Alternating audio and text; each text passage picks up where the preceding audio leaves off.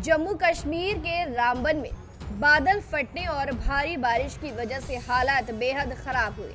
रामबन जिले के ऊपरी इलाकों में अचानक बादल फटने से फ्लैश फ्लड जैसी स्थिति बन गई। इस हादसे में अब तक 3 लोगों की मौत की पुष्टि हो चुकी है, जबकि 4 लोग अभी भी लापता बताए जा रहे हैं। स्थानीय प्रशासन के मुताबिक बादल फटने के तुरंत बाद गांव में पानी का तेज बहाव आ गया। तेज धारा ने कई मकानों को अपनी चपेट में ले लिया। कुछ मकान तो पूरी तरीके से बह गए, जबकि कई घरों को गंभीर नुकसान हुआ है। ग्रामीणों का कहना है कि पानी इतना तेज था कि लोग कुछ समझ पाते उससे पहले ही पूरा इलाका डूब गया। जैसे ही घटना की सूचना मिली, एसडीआरएफ और पुलिस की टीमें राहत बचाव कार्य के लिए मौके पर पहुंची।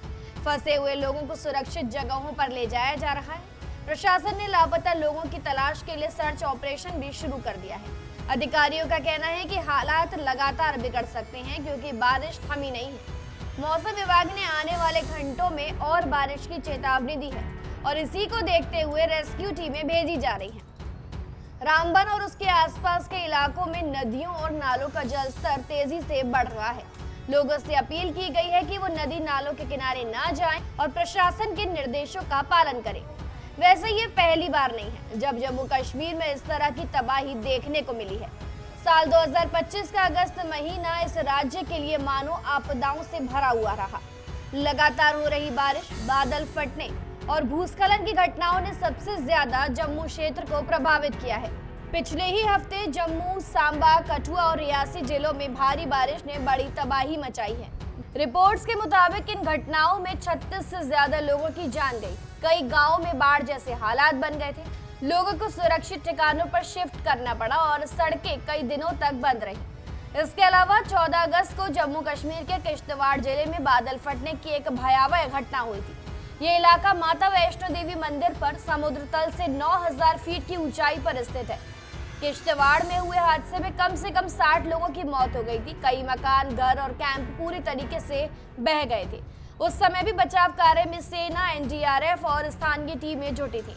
विशेषज्ञों का मानना है कि पहाड़ी इलाकों में लगातार हो रही इन घटनाओं का सीधा संबंध जलवायु परिवर्तन और अनियोजित निर्माण से है। पहाड़ों में जंगलों की कटाई, नदियों के किनारे हो रहे अतिक्रमण से प्राकृतिक आपदाएं और खतरनाक हो रही हैं।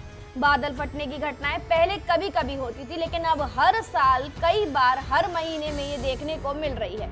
रामबन हादसे के बाद स्थानीय लोग दहशत में और गांव में रहने वाले लोग लगातार प्रशासन से मदद की मांग कर रहे हैं। बचाव टीमें पूरी कोशिश कर रही हैं कि लापता लोगों को जल्द से जल्द खोज निकाला जाए।